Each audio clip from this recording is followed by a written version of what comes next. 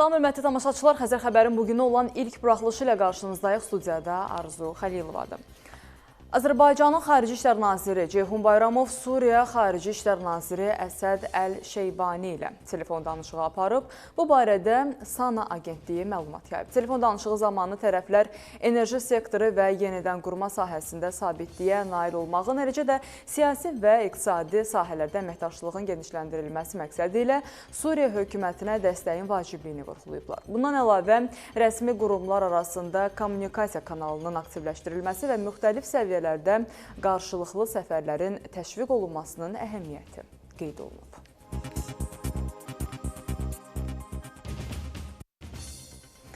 Azərbaycan və Türkiyə prezidentləri tərəfindən təməli qoyulan Horadiz, Cəbrayıl, Zəngilan, Ağbənd avtomobil yolunun tikintisi hazırda 93% səviyyəsində tamamlanıb. Bu barədə Azərbaycan Avtomobil Yolları Dövlət Agentliyi məlumat yayıb. Bildirilib ki, uzunluğu 123,6 km olan yol yüksək sürət və təhlükəsizlik hərəkətə imkan yaradır və layihə çərçivəsində ümumilikdə 28 körpü tikilir.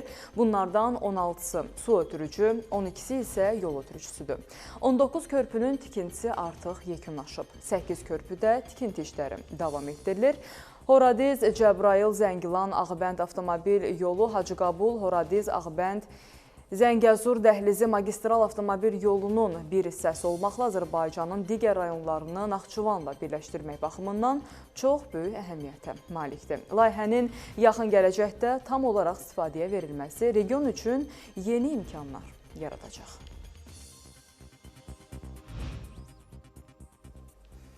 Müharibə qanunlarını və adətlərini pozma, terrorçuluğu maliyyələşdirmə və digər maddələrlə təqsirləndirilən Ruben Vardanyanın cinayət işi məhkəmənin baxış iclası başlayıb.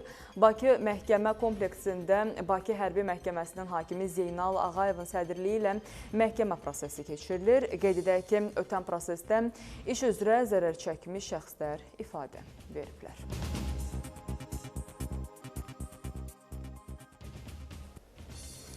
Dövlət sərhədini qanunsuz keçməyə cəhd göstərən şəxslər ələ keçirilib. Belə ki, Şəmkir sərhəd dəstəsinin xidməti ərazisində Azərbaycandan Gürcüstan istiqamətində bir nəfər, 29 yaşlı Şahruz Muhammad Pakistani, Xudat sərhəd dəstəsinin xidməti ərazisində Rusiya istiqamətində isə 4 nəfər, 19, 31, 23, 22 yaşlı Pakistan vətəndaşları, Zakatala sərhəd dəstəsinin xidməti ərazisində 35 yaşlı Əlcəzair vətəndaşı dövlət sərhədini pozmağa cəhd göstərərkən saxlanılıb. Araşdırma tədbirləri nəticəsində saxlanılan şəxslərin dövlət sərhədini pozaraq qeyri-qanuni yolla Avropa ölkələrinə miqrasiya etmək niyyətində olduqları müəyyən olunub. Faktlar üzrə qeyri-legal miqrasiya kanalının aşkarlanması istiqamətində əməliyyat istintaq tədbirləri davam etdirilir.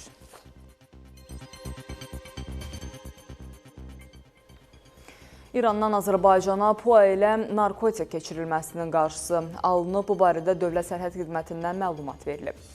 Sərhəd Qoşunları Komandanlığının Horadiz sərhəd dəstəsinin xidməti ərazisində Daxili İşlər Nazirliyinin əməkdaşları ilə birgə həyata keçirilmiş tədbirlər nəticəsində pilotsuz uçuş aparatı vasitəsilə ümumi çəkisi 14 kiloqram 240 qram olan narkotik vasitənin Azərbaycana keçirilməsinin qarşısı alınıb. Fakt üzrə əməliyyat istintaq tədbirləri davam etdirilir.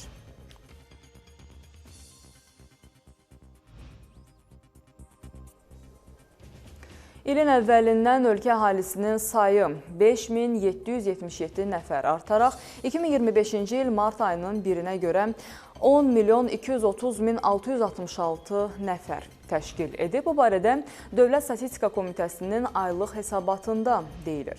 Əhalinin 54,4%-ni şəhər, 45,6%-ni kənd sakinləri, 49,8%-ni kişilər, 50,2%-ni isə qadınlar təşkil edir deyə məlumatda qeyd olunur. Bununla yanaşı, qurumun hesabatında o da bildirilib ki, ötən 3 ay ərzində doğulan körpələrdən 570-i əkiz, 33-ü isə üçəmdir. Eyni zamanda qeyd olunub ki, yanvar-mart ayları ərzində doğulan körpələr arasında oğlan uşaqlarının xüsusi çəkisi 53,8%, qız uşaqlarının xüsusi çəkisi isə 46,2% təşkil edib.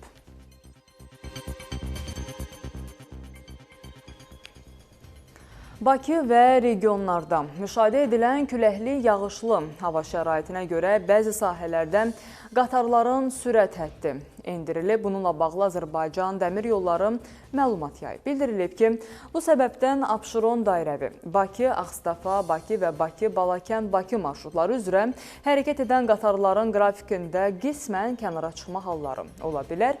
Hərəkət iştirakçılarına bu cür hava şəraitində dəmir yol keçidlərindən istifadə zamanı yüksək sayğılıq göstərməyi və ehtiyatlı olmağı tövsiyə edir.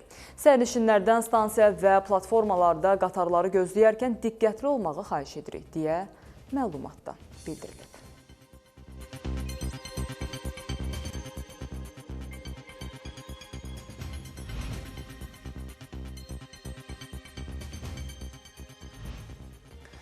Oğuzun Xaçmaz kəndində evdən oğurluq edilib. Polisə müraciət edən zərər çəkmiş dəyəri 4000 manat olan məişət əşyaları və təmir tikinti alətlərinin oğurlandığını bildirib. Daxili İşlər Nazirliyinin mətbuat xidmətinin Şəki regional qrupundan bildirilib ki, polis əməkdaşlarının həyata keçirdikləri tədbirlərlə hadisəni törətməkdə şübhəli bilinən 34 yaşlı Vələd Əhmədli saxlanılıb. O, uğurladığı əşyaları Qəbələ rayonunda satdığını bildirib. Faktla bağlı cinayət işi başlanılıb, məhkəmənin qərarı ilə Vələd Əhmədli barəsində həbs qəti imkanı tədbiri seçilib.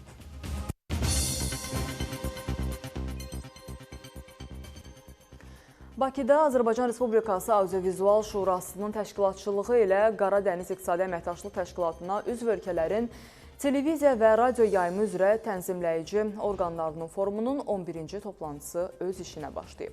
Serbiya, Rumıniya, Yunanistan, Albaniya, Bolqarıstan, Türkiyə, Moldova, Gürcüstan və Azərbaycanın audiovizual media sahəsi üzrə tənzimləyici qurumlarının 30-a dək rəhbər və səlahiyyətli nümayəndələrinin, həmçinin bir sıra dövlət qurumlarının təmsilçilərinin bir araya gəldiyi toplantının əsas mövzusu media xidmətlərində uşaqların müdafiəsidir.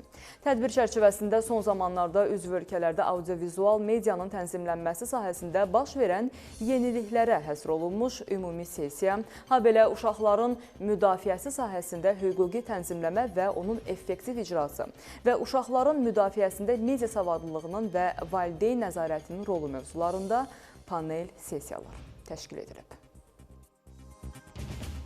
Bugünkü tədbirdə də həm audiovizual media sahəsində baş verən yeniliklər, bəzi çətinliklər, dialoq və əməkdaşlıq məsələlərinin müzakirəsi, eyni zamanda tədbirin əsas mövzusu olan audiovizual ümumiyyətlə media xidmətlərində uşaq hüquqlarının qorunması məsələsi geniş şəkildə müzakirə olundu. Anne babalar ve aileler olarak ve ulus devletler olarak çocuklarımızı medyadaki ve bu dijital dünyanın büyüklüğü içerisindeki bütün kötülüklerden korumak en başta en önemli vazifemiz. Davam edirik.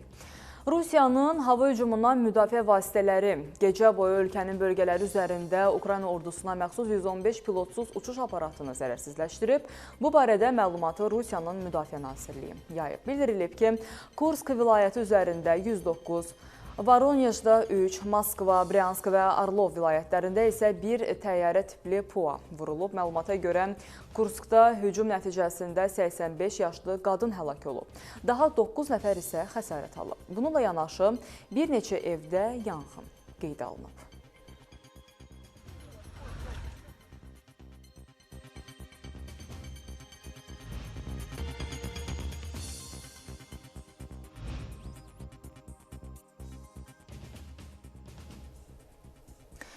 Britaniya hakimiyyəti dondurulmuş Rusiya aktivlərindən əldə edilən gəlir hesabına Ukraynaya təxminən 1 milyard dollar tranş göndərib. Bu barədə Böyük Britaniyanın Maliyyə Nazirliyi məlumat yayıb. Vəsaitin Rusiyanın dondurulmuş aktivlərindən ibarət 50 milyard dollar məbləğində beynəlxalq kredit proqramının bir hissəsi olduğu bildirilir. Məlumata görə bu ödəniş ümumi məbləği 2,26 milyard funt sterling olan 3 ödənişdən ikincisidir.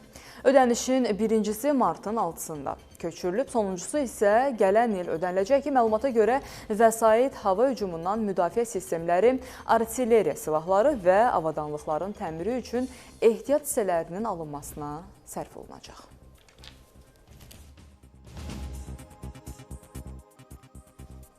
Belə saat nəsiz xəbərlərini təqdim etdi hörmətli tamaşaçılar. Saat 18-də isə yenidən görüşəcəyik.